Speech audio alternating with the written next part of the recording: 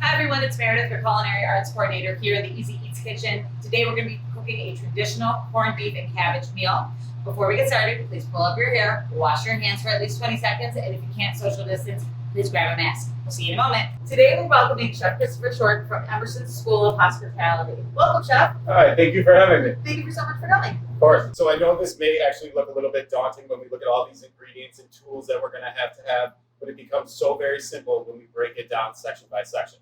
So we're going to start with our most important first, which is our safety and sanitation aspect. So we need to make sure we're wearing gloves before we start each task, okay? So we have our gloves.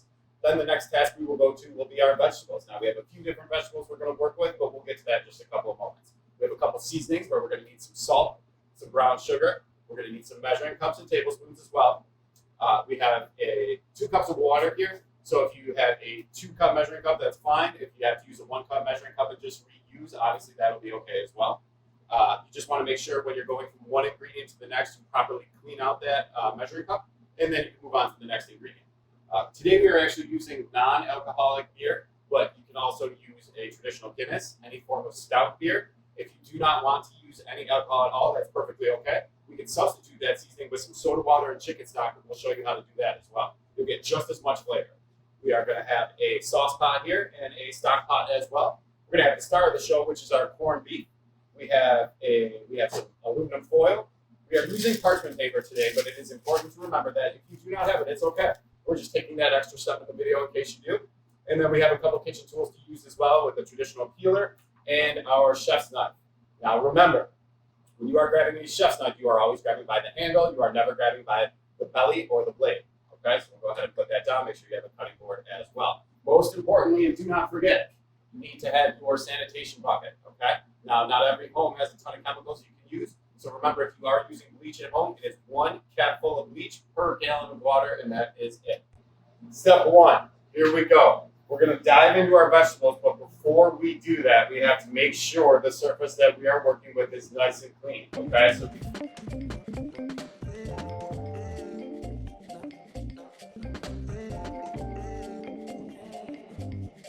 we're going to take that towel, we're going to lay it flat, we're going to grab our cutting board, and we're going to put it right on top of that wet towel.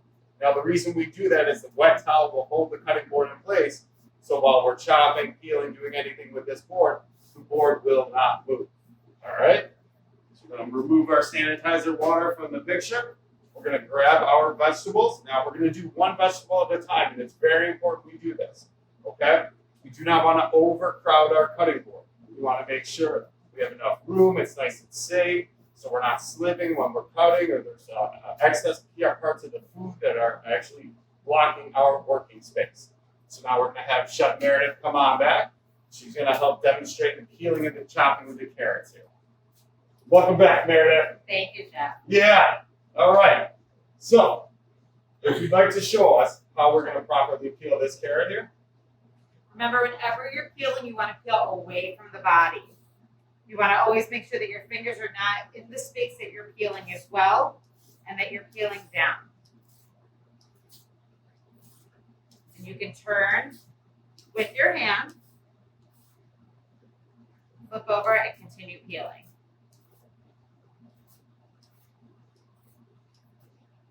If you do not have a lot of space, or you're worried about having all of the carrot peelings here, you can either put them into a bowl or right into the garbage if you would like. Fantastic. So we have our scraps in our bucket here on the side. We'll place that to the side. We no longer will need our peeler, so either we can place it to the side. What I encourage all my students to do, as well as fellow chefs that I've cooked with in the past, is to go put this right in the dish area right away. Okay. You want to make sure your station is as clean as possible at all times. It makes for an organized workspace, less room for accidents. So what we want to do is focus on the type of cut we are going to do with our carrot today. So we want to make sure first we use our claw grip. Our fingers are nice and tucked in, okay? So we want to remove our ends first. Just about a 1/2 inch to 1 inch on each side, and we can also save that with our scrap bucket. Now, the type of cut we are actually going to use today is called the bias cut. It could also be referred to as the diagonal cut. Okay, we want to do them about a 1/2 inch big because remember, we're serving a nice, great plate corned beef, cabbage, potatoes, carrots. We want to have nice, big, chunky options on the plate. So what we're going to do is our first cut, we're going to go a little bit slanted here, and then each time we can pick up our knife to make it nice and easy for you, and just cut about a 1/2 inch pieces. Chef, if someone's going to have what's referred to as a chef's knife at home, could they use a smaller knife, like a steak knife almost? Of course, you want to be careful when using a steak knife because it has the jagged teeth. So it's more of a serrated knife, and we want to make sure we have these nice clean cuts that we see on the carrot here, so we're not really tearing them apart. But you certainly could. I would recommend maybe if you have a paring knife at home, you could use that as well. Just be careful with the thickness of the carrot that you're actually using. Now, it's important to remember, carrots have a tendency to roll, right? Because they are rounded. So you want to make sure when you're using your claw grip, you are adjusting as you're moving along. This is never about speed. This is more about safety and about precision. Don't forget, here at the Easy Eats Kitchen, we always say safety before skills. If you do not feel comfortable cutting carrots, please make sure you get someone that does feel comfortable doing this, and that way you're less likely to hurt yourself if that's the case.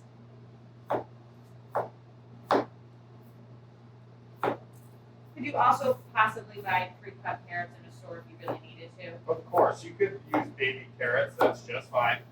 Here we have the luxury of being able to use these fresh, beautiful carrots that are nice and big and large.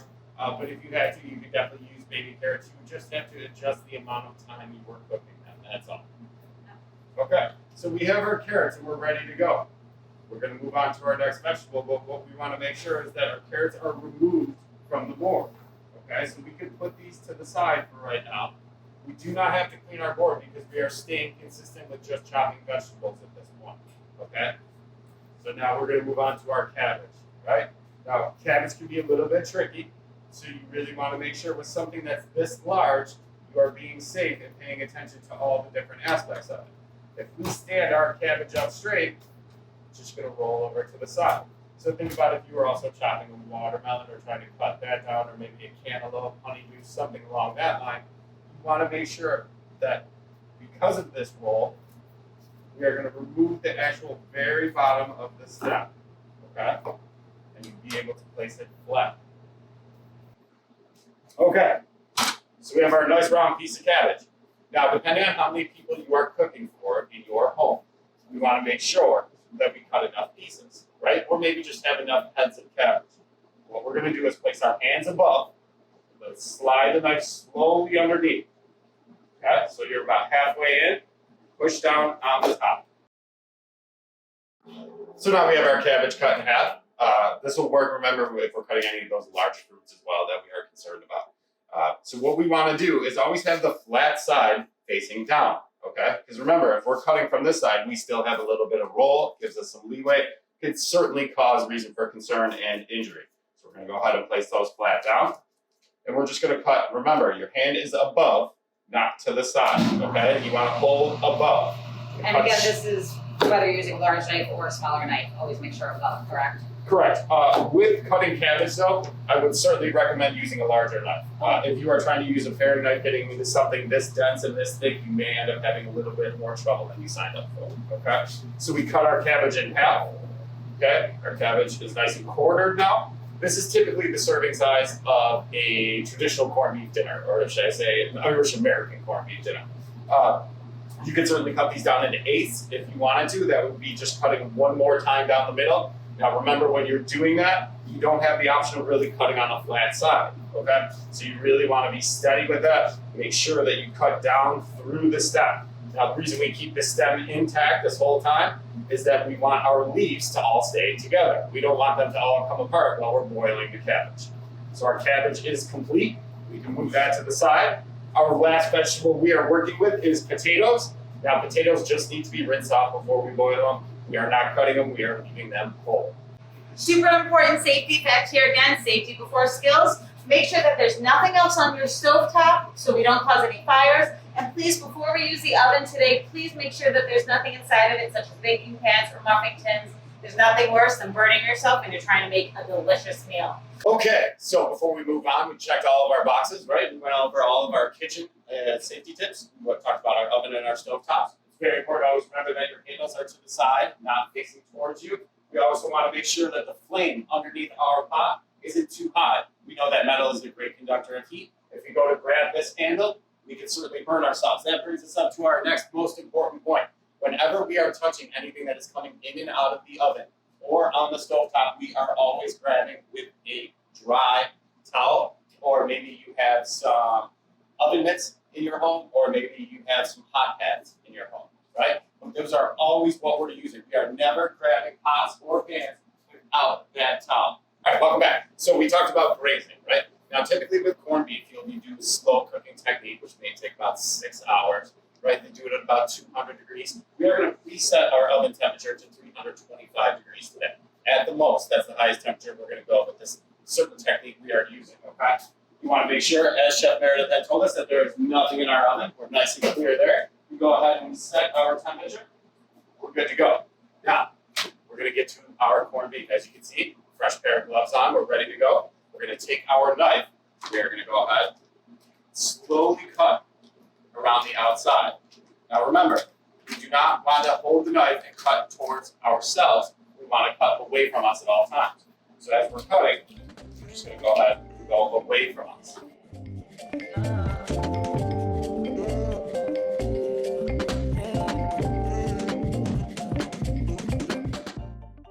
Then we're going to take our 1 cup of brown sugar and we're going to pour it on top.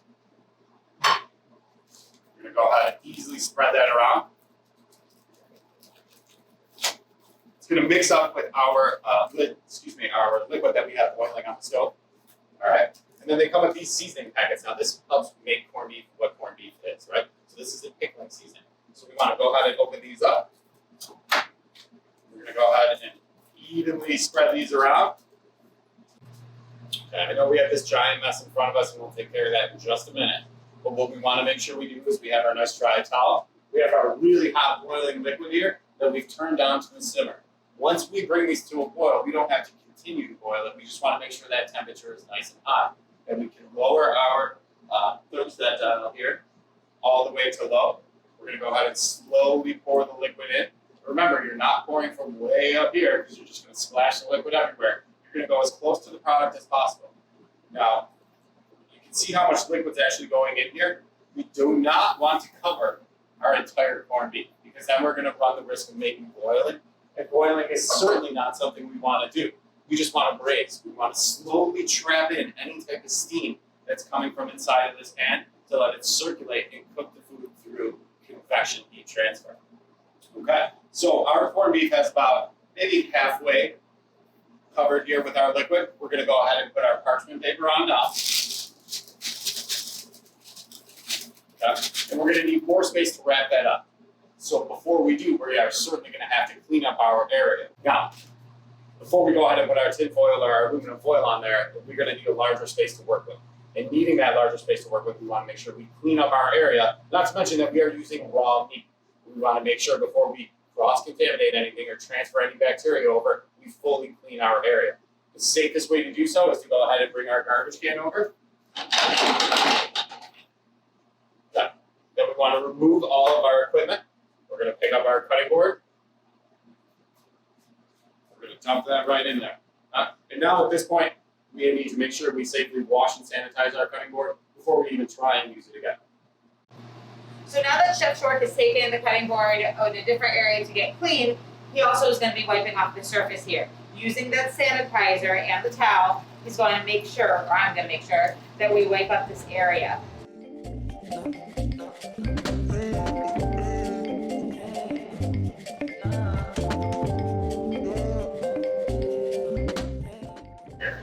You might have noticed that I had taken the towel and put it right over that liquid that did come from the brisket. It's okay.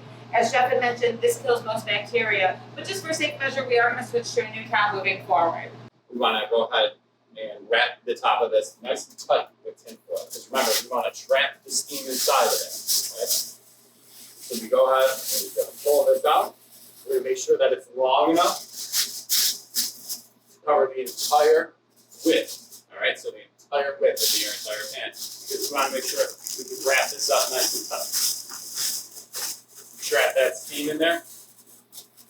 Remember, our oven temperature is set pretty low, right? At most we're at 325 because we don't want to run the risk of this liquid go ahead and boil on the inside and overcook our meat. It's also very important to remember, now that we've checked our areas nice and clear, there's no one behind us, we have our oven open, that we go ahead and use pot holders every time we are going to put something in or take it out of the oven.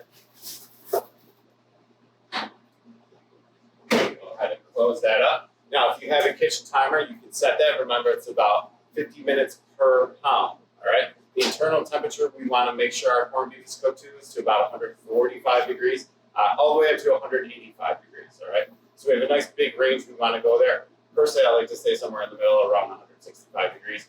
Okay, so we have our vegetables all set here in our mixing bowl, and we're ready to go with those. Now, you might be asking yourself, why do I have one ginormous pot and one normal size pot? Well, this is one of the biggest mistakes and misconceptions people make when they're going ahead and boil something in their kitchen. They use a pot, the biggest one that they have, and they try and fill it up with so much water. This pot is not a necessary size, right? This is way too big, and because of this, we'll have less flexibility if we have to use different burners on our stove, or maybe we only have a 2-burner stove and we don't have a lot of room to work with. This obviously wouldn't be ideal. So we're going to go ahead and remove this right out of the equation.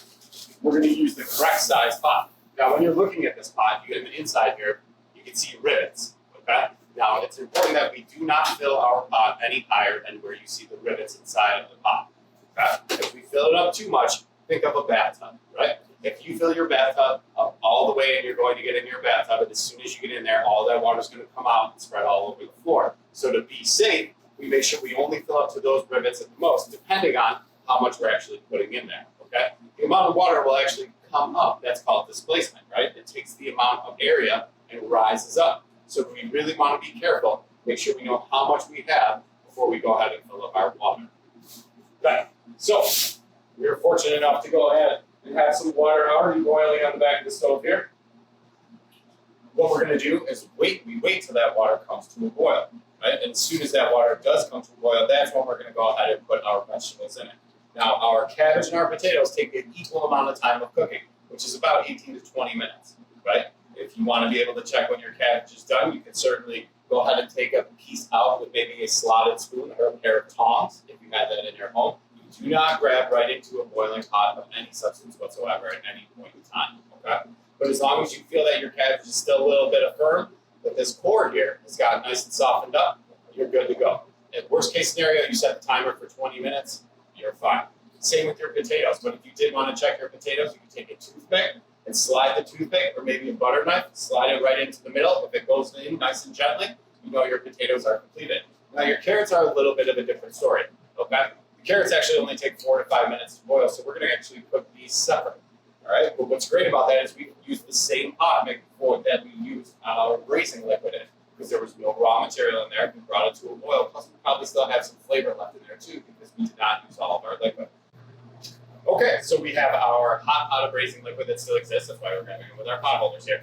We are going to take a ladle. If you do not have a ladle, you can use a spoon. We're going to go ahead and take some of this.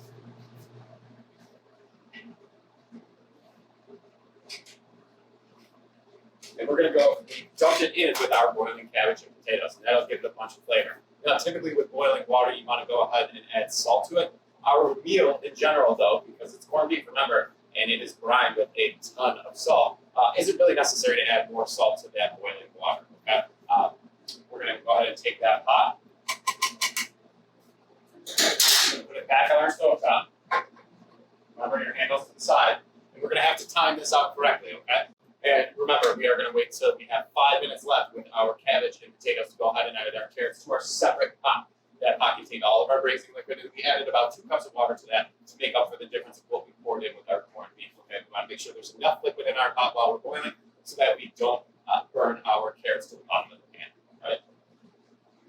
Go ahead and add our carrots. Remember, when you are adding your carrots, you are not dropping them from all the way up here. Right? You're at about a foot away. Go ahead and gently drop those in there. You don't want that splash to come up and make a giant mess in your kitchen, and it will certainly burn you as well. So it's been quite a few hours since we put our original brisket in the oven to cook. Chef Chris has taken it out of the oven. He's removed it from this braising liquid. Do we want to keep this? You don't necessarily have to. If you plan on making more cabbage or more potatoes, you certainly could. adding that to your boiling liquid to bring a whole bunch more flavor out in there. You can also certainly top your corned beef with it, but remember it is just the liquids that you used for your braising liquids plus a whole bunch of fat. Okay, so Maybe not the healthiest of half. no, certainly not. Okay, I have a couple other questions for you, Chef, if that's okay. First of all, if I didn't have a thermometer at home, how do I know that this beautiful brisket is cooked and ready and safe to eat?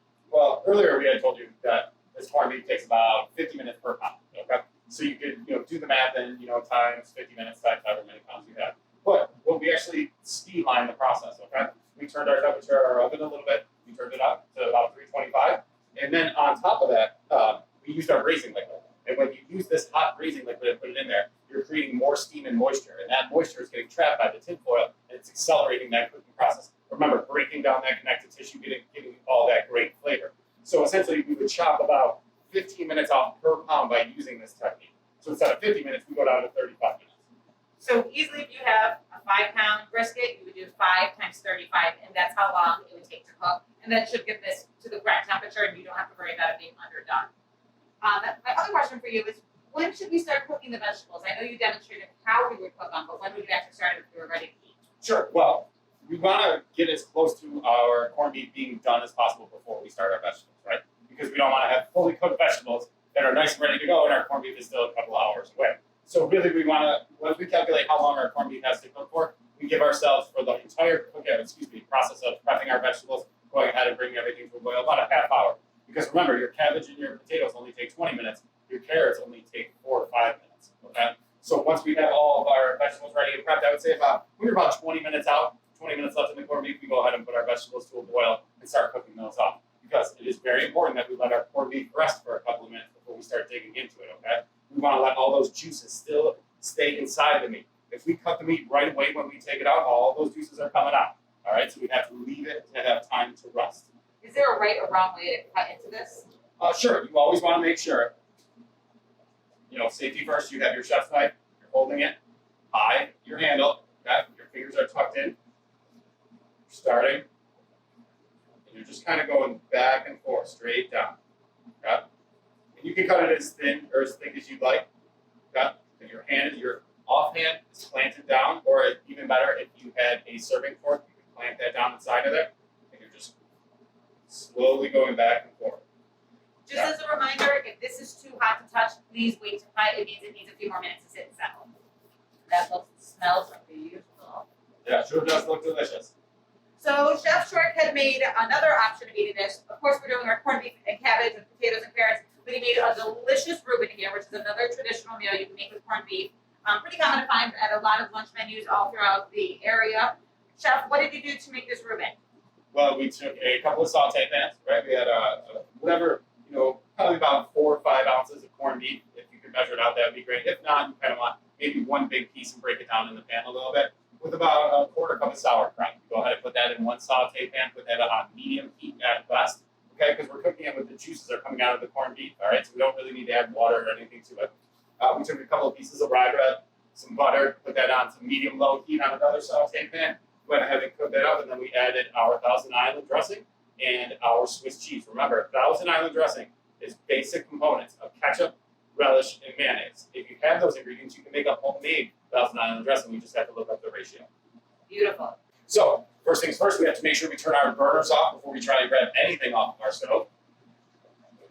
Our burners are nice and turned off. If we are grabbing our pots directly from the stove, make sure we are putting them on a hot, safe area. Okay? Some countertops may melt. All right? So if you do that, you want to make sure you grab an additional hot pad. You can put it right underneath the pot. Okay? You certainly never want to put it on top of your cutting board. That'll instantly melt. You'll have a nice little circle ring inside of it. Nothing good will come out of that. So we're going to want to make sure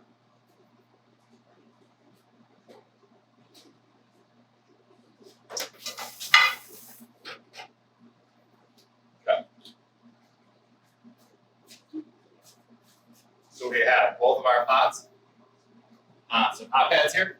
Okay. You can plate it in any real way that you want to. Okay. Typically, what I would like to do is I would like to take our biggest piece, which is our cabbage here, nice fully cooked piece of cabbage. You want to drain some of that liquid off of there. You don't want to have your whole meal swimming in a pot of water or oil juice. Okay. You can lay that on the side. Depending on how many potatoes you want to get per person, you can Go ahead and put those on there. Then we're going to go ahead and grab our carrots. Now we don't have to use different tongs for each piece here, because remember, this food is fully cooked and boiled, right? We brought it to at least 212 degrees with our cooking liquid. That's what temperature water boils at. All right. Then we're going to grab one nice thick slice of corned beef. We're going to go ahead and lay that on there. And like we said before, you can save some of your juices that you had from your corned beef and go ahead and put some of that on top. Certainly some salt and pepper will help the cabbage for flavor as well. But that's pretty much it. We again want to thank Chef Short for coming in, spending his Saturday with us here. I wish everyone could smell how amazing this meal is. It is mouth-watering. Again, take a moment, check out our videos. If you want to see how you can add another little component to this, there will be a soda bread, which is a traditional Irish bread that we're going to be doing a video for soon. Thank you again, Chef. Oh, you're welcome. And don't forget, with Easy Eats, cooking should be fun and easy for everyone.